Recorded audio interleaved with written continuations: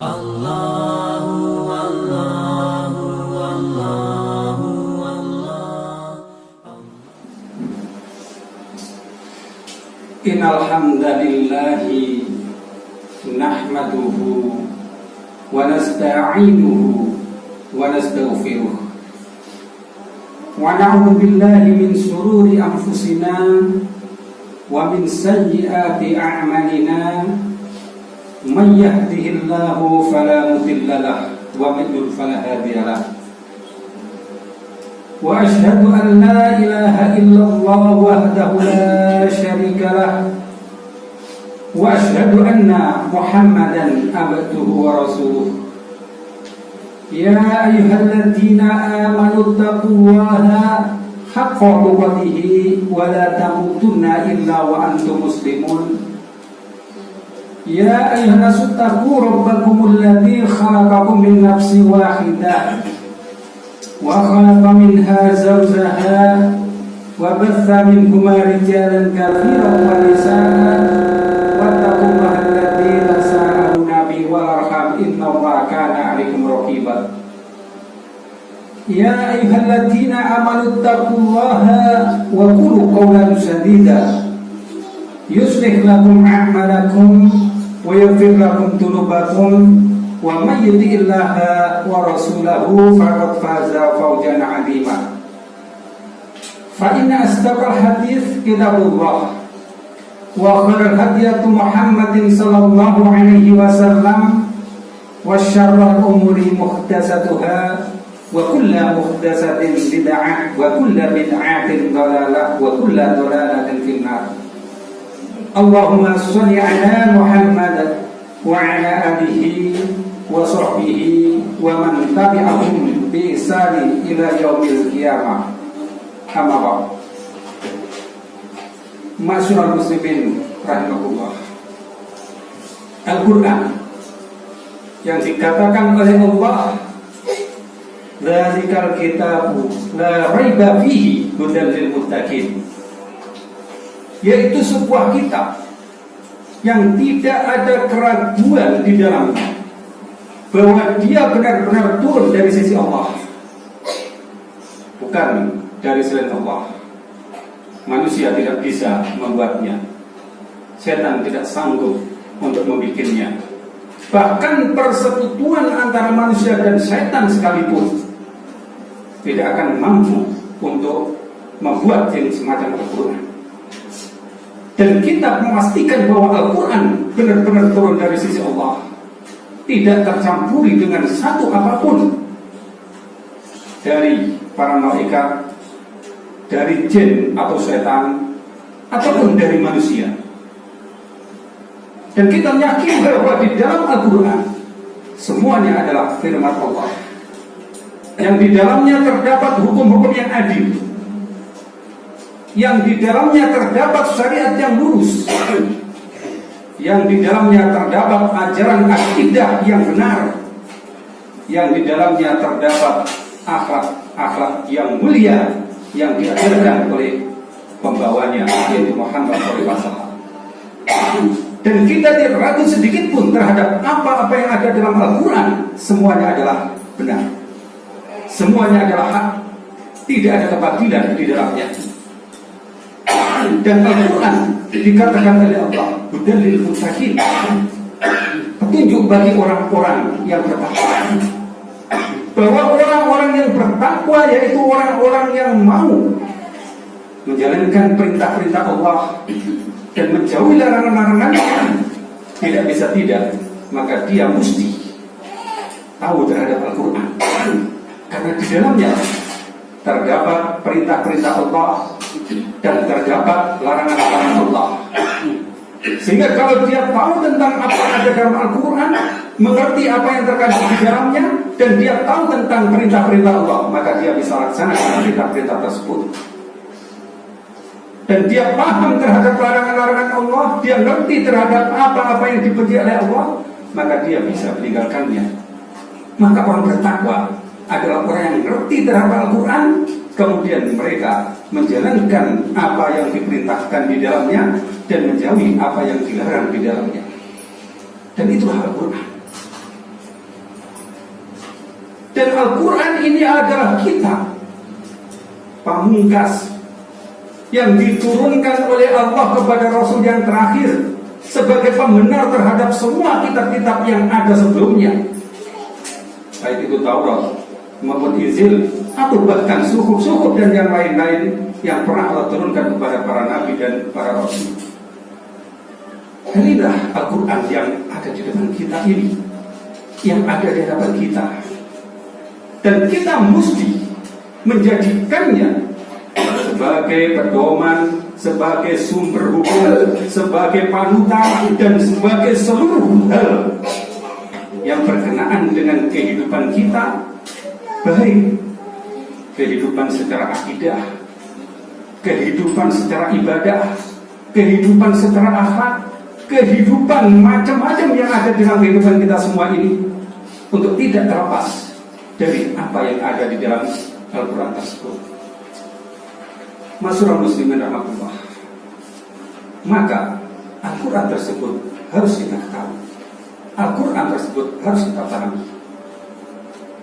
Ada beberapa hal yang menjadi landasan kita bahwa Al-Quran itu memang harus dipahami, harus diketahui apa-apa yang ada di dalamnya.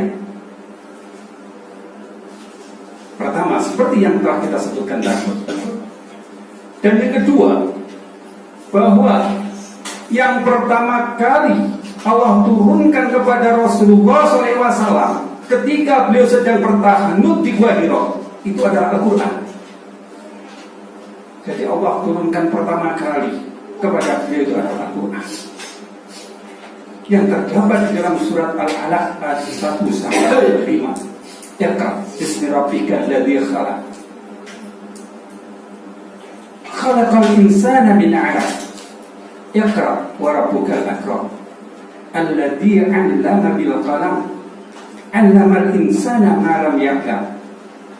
Ketika Allah turunkan ayat tersebut, Nabi SAW berkata, Ma ana biqari, aku tidak bisa membaca, aku tidak sanggup membaca, aku bukan orang yang bisa membaca. Jibril yang mengantarkan wahyu itu kepada beliau tidak memberi toleransi kepada beliau, maka ditariklah beliau, didekap erat sampai beliau merasa sesak, kemudian dilepaskan sambil dikatakan, Iqra ya Muhammad, bacalah wahai Muhammad. Beliau beralasan seperti semula, Ma ana biqari, aku bukan orang yang bisa membaca. Apakah ditoleransi oleh Jibril? Tidak. Diberlakukan yang pertama tadi, yaitu ditarik, beliau didekap erat, kemudian dilepas pelan-pelan sambil dikatakan, Iqra ya Muhammad. Beliau tetap menjawab dengan pernyataan yang sama, Ma ana biqari, aku bukan orang yang bisa baca. Tetapi sekali-kali Jibril tidak memberi toleransi kepada beliau yang alasan demikian, karena Al-Quran mesti harus dibaca, harus diketahui. Dan tugas Rasulullah tidak akan pernah terjadi kalau beliau tidak paham, tidak ngerti pada Al-Quran. Karena itulah tidak ada alasan bagi kita untuk tidak ngerti Al-Quran. Tidak ada hujah bagi kita untuk tidak tahu Al-Quran. Nabi SAW bukan orang yang bisa baca Al-Quran, tapi Jibril tidak bisa mentoleransi, harus tetap dibaca. Akhirnya Jibril pun menuntun kepada beliau bacaan tersebut. Kemudian yang kedua, bahwa ayat pertama yang diturunkan oleh Allah tersebut sifatnya adalah amar, perintah, bahkan perintah yang keras. Iqra, bacalah. Maka tidak ada pilihan lain bagi orang yang berhadapan dengan perintah tersebut kecuali dia harus membaca. Ini bukan tawaran, ini bukan anjuran, ini bukan sesuatu yang bersifat mustahab atau sunnah, tapi wajib. Bacalah. Maka jawabannya hanya satu, laksanakan. Maka baca Al-Quran, laksanakan perintah Allah tersebut. Iqra, kata tafsir Aisyah Tafasir disebutkan, Iqra ma yuha ilaik. Iqra, apa yang diwajibkan kepadamu, yaitu Al-Quran. Kemudian yang ketiga, Al-Quran merupakan salah satu di antara apa yang menjadi rukun di dalam sholat, yang apabila itu tidak dibaca di dalam sholat, maka sholatnya tidak sah. Demikian yang dikatakan oleh ulama fikih. Al-Fatihah yang ada di dalam Al-Quran itu merupakan rukun dari sholat, yang apabila tidak dilakukan, maka sholatnya tidak sah. Kata Nabi SAW, la sholata liman lam yaqra bi fatihatil kitab. Tidak dalam sholat bagi orang yang tidak membaca di dalamnya Al-Fatihatul Kitab. Jadi Al-Quran adalah sesuatu yang harus dibaca, dan itu berpengaruh terhadap sah dan tidaknya sholat seseorang. Orang yang sholatnya tidak membaca Al-Fatihah, maka dia tidak sah sholatnya, maka wajib dia membaca Al-Fatihah. Dan yang keempat, bahwa Al-Quran merupakan sesuatu yang juga wajib dibaca di dalam sholat, seperti yang dikatakan oleh Allah di dalam surat Al-Muzammil, faqra'u ma tayassara ma'aka minal Qur'an. Bacalah apa-apa yang ada padamu dari Al-Quran, sehingga Al-Quran menjadi bacaan yang wajib di dalam sholat setelah kita membaca Al-Fatihah pada rakaat pertama maupun rakaat kedua. Diwajibkan kita membaca Al-Quran, baik sekarang bacaan-bacaan yang pendek yang kita mampu, yang kita hafal, maupun bacaan-bacaan yang panjang yang kita mampu dan kita hafal. Maka diceritakan di dalam hadis-hadis tentang sholat Rasulullah SAW, beliau membaca Al-Quran dengan surat-surat yang panjang. Maka itulah Al-Quran. Di samping dia menjadi rukun dari sholat, dia juga menjadi kewajiban di dalam sholat tersebut. Dan berikutnya, Al-Quran merupakan tugas pertama Rasulullah SAW untuk disampaikan kepada umatnya yang langsung berasal dari Allah Ta'ala. Artinya bahwa Al-Quran merupakan satu hal yang harus dibacakan oleh beliau kepada umatnya sebelum tugas-tugas yang lain. Dikatakan oleh Allah, kama arsalna fikum rasulan minkum yatlu 'alaikum ayatina wa yuzakkikum wa yu'allimukumul kitaba wal hikmah wa yu'allimukum ma lam takunu ta'lamun. Sebagaimana kami telah mengutus seorang rasul di antara kalian yang tugasnya pertama adalah membacakan atas kalian ayat-ayatku. Jadi tugas Rasulullah pertama itu adalah membacakan Al-Quran kepada umatnya, dan dia bacakan Al-Quran itu kepada umatnya, dan umatnya menyampaikan pada generasi berikutnya, disampaikan pada generasi berikutnya, terus hingga sampai hari ini terus dibaca Al-Quran tersebut. Dan ini adalah tugas pertama Rasulullah SAW. Yatlu 'alaikum ayatina, membacakan kepada kalian ayat-ayat kami. Wa yuzakkikum, dan dia juga menyucikan kalian dari dosa-dosa, dari hal-hal yang menjadikan kalian tidak pantas untuk menghadap kepada Allah. Wa yu'allimukumul kitaba wal hikmah, dan yang berikutnya adalah tugas beliau adalah mengajarkan kepada kalian Alkitab. Jadi setelah dibacakan, diajarkan, mengajarkan Alkitab seperti disebutkan di dalam hadis Nabi SAW, khairukum man ta'allama al-Qur'ana wa 'allamah. Sebaik-baiknya kalian adalah orang-orang yang mempelajari Al-Quran kemudian mengajarkannya. Maka mengajarkan Al-Quran merupakan tugas Rasulullah SAW berikutnya, dan juga menjadikan orang yang mempelajarinya dan mengajarkannya menjadi manusia yang terbaik. Khairukum man ta'allama al-Qur'ana wa 'allamah. Pelajari Al-Quran dan ajarkan Al-Quran sehingga menjadikan kita sebagai orang yang terbaik. Demikian juga Al-Hikmah, sunnah-sunnah Nabi perlu diajarkan sehingga hidup kita bisa sesuai dengan apa-apa yang dicontohkan oleh Nabi SAW. Dan juga wa yu'allimukum ma lam takunu ta'lamun, mengajarkan kepada kalian apa-apa yang kalian tidak ketahui. Dan ini tugas Rasulullah SAW. Masyaallah muslimin rahmatullah.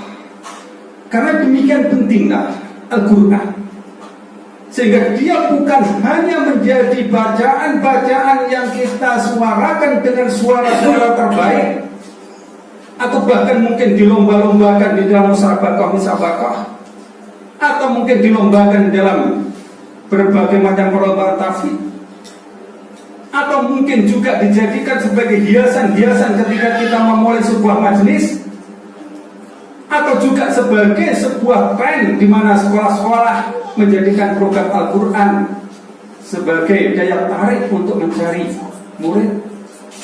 Bukan itu, tetapi yang sesungguhnya bahwa Al-Quran ini nanti akan menjadi pedoman kita di dalam segala halnya. Akidah kita mengikuti kepada akidah yang dijelaskan di dalam Al-Quran. Ibadah kita mengikuti kepada ibadah yang sahih yang dijelaskan oleh Al-Quran. Muamalah kita, jual beli kita, perdagangan kita mengikuti kepada tuntunan Al-Quran. Akhlak kita mengikuti kepada akhlak yang diajarkan Al-Quran. Bahkan juga seluruh kehidupan kita yang lain, termasuk diantaranya adalah kehidupan sosial kita, kehidupan ilmiah kita, dan kehidupan jihad kita di jalan Allah, hendaknya mengikuti terhadap apa-apa yang ada di dalam Al-Quran. Sehingga Al-Quran tidak berpisah dari kita. Dia menjadi bagian dari kehidupan kita, mulai dari keyakinan kita, kemudian amaliah kita, dan juga dalam lisan kita. Maka hidup kita akan selalu bersama dengan Al-Quran. Aku lupa lihat, astagfirullah.